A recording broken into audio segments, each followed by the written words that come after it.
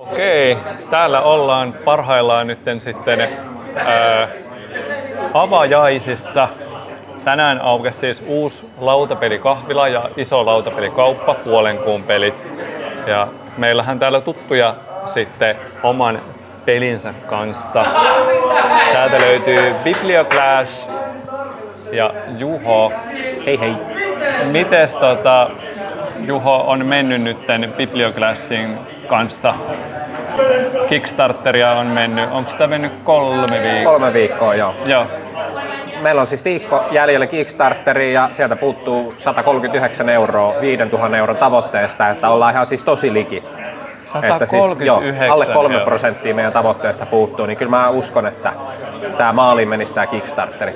Joo, kyllä mä uskon kanssa. Sä oot tehnyt tosi hyvää duunia sen Kickstarterin kanssa, on nähnyt paljon mainoksia ja sitten on ollut paljon noita osallistumisia erilaisiin tapahtumiin. Olit Tampereella muun muassa Kotae Expossa ja me ollaan itse asiassa kierretty melkein kaikki samat messut Kyllä. ja markkinat. Te olitte vaan aikaisemmin, me oltiin sitten sunnuntaina, kun te taas ette olleet sunnuntaina siellä Kotaessa. Kaikkia varmaan kovasti nyt kiinnostaa se, että mikä on Biblioclash. Tässä on siis aivan mielettömän upea artti. Mitä kaikkea muuta Biblioclash on kuin näitä ihan mielettömiä kortteja? Joo, Biblioclash on siis pakanrakennuspeli, missä maagit taistelee toisiaan vastaan käyttäen loitsuja, artefakteja ja sitten minioneita. Ja tää on samaan aikaan pakanrakennuspeli ja keräilykorttipeli. Eli sä saat tämän kirjastoalueen kustomoida ennen peliä, ja sitten sä rakennat tätä sun huonoa aloituspakkaa niistä sun kirjastokorteista pelin edetessä. Ja nimenomaan tällä viisaudella, mitä sä saat näistä Book of Wisdomeista, sä kasvat maagina viisaammaksi ja saat ostettua näitä kortteja sun kirjastosta. Tää on tosi nopeatempoinen peli, 15-20 minuuttia, loitsut menee edestakaisin. Ja tässä on semmoinen erillinen striking phase, missä kun sä yrität tehdä vahinkoa toiseen, niin vastustaja pystyy vastaamaan omalla loitsullaan. Toi on ihan huippua. Ja siis voimakkaampi loitsu voittaa, eli hyökkäys on paras puolustus Biblioclashissa. Niin. Myymässä Kickstarterissa siis näitä yhteensä 3 aloituspakkaa. Tässä on nyt esillä Chuke ja Hestia. Sitten meillä on lisäksi... Täällä on Hestia ilmeisesti tää... Kyllä, täällä pääsee testaamaan ja tässä sitten on vielä Aqua, eli vesi. Mahtavan näköistä. Me myydään näitä Kickstarterissa ja sen lisäksi me myydään pelimattoja ja sitten mun täytyy näyttää tämä. Täällä on tämmönen 3D-printattu niinku deckboxi näille. Wow. Eli tän voi avata täältä ja sitten täällä on paikat noille omille Biblioclash-korteille ja sitten lisäksi on vähän ekstra tilaa noille kaiken maailman tokeneille, orpeille ja muille. Nää on niitä orppeja. Kyllä joo. Onko kaikilla niinku omanlaiset orpit, että Hestialla on tämmösiä niinku tulen muotoisia ja sitten Chukella on tämmösiä? Joo, jokaiselle tulee oman väriset orbit, vaikka sillä orbin värillä ei varsinaisesti ole merkitystä. Biblioclashissa ei spesifioida, että nyt saat punaisen orbin, mutta se on mun mielestä tosi paljon kivempi, että on sitten temaattisesti myös oman väriset orbit jokaisella maagilla. Ja näillä orbeillahan, ne on vähän niin kuin, jos on ketään Magicin pelaajia linjoilla, niin ne on vähän niin kuin manaa, millä sä sitten loihdit näitä loitsuja. Elikkä jotta saat pelata loitsun kädestä, niin sun täytyy aina maksaa orbeja sun maakin päältä. Sen orb-kostin hinnan, mikä näkyy tuolla vasemmassa yläkulmassa.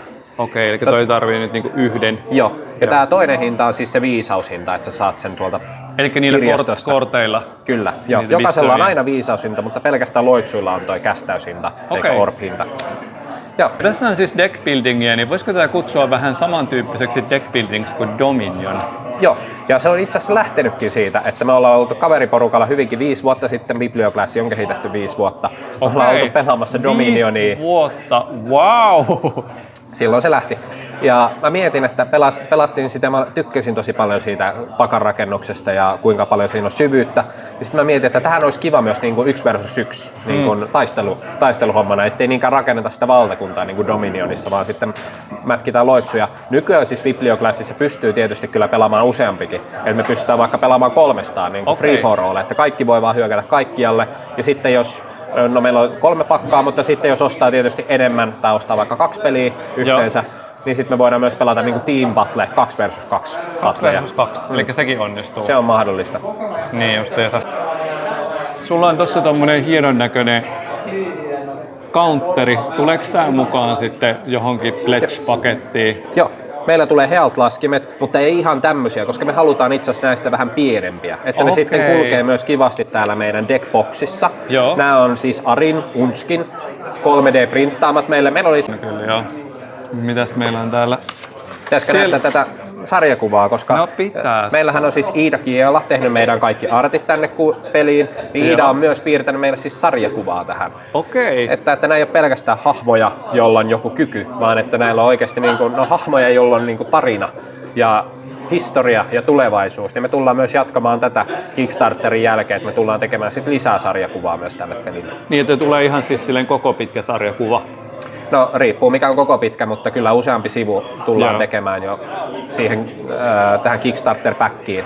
Että se tulee olemaan siellä sääntökirjan lopussa sitten semmoinen kiva useamman sivun mittainen. Nythän tää jää vähän kesken.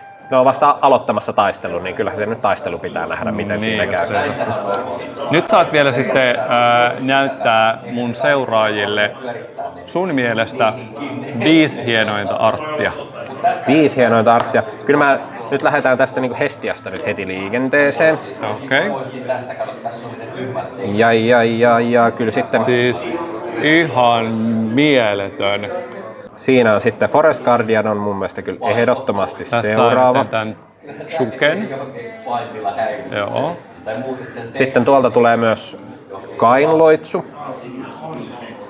Eikä! Toi käärme. Toi käärme on kaikki kaikessa.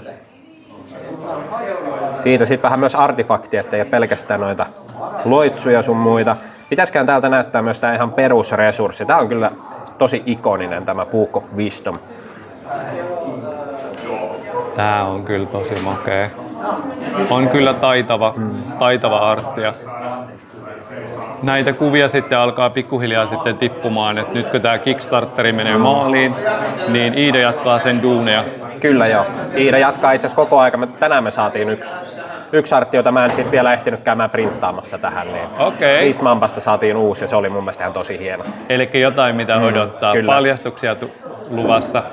Missä muualla sua voi seurata kuin tää Kickstarteri? Onko sulla sosiaalisen median kanavia, missä haluat jengi seuraa sua? Meillä on tietysti Instagrammi ja sitten meillä on TikTokki ja YouTube ja sinne me ollaan nyt kasattu sitten myös kaikenlaisia hassuja videoita liittyen Biblioclassiin, millä me yritetään myös vähän tuoda, että millainen Biblioclass on pelinä.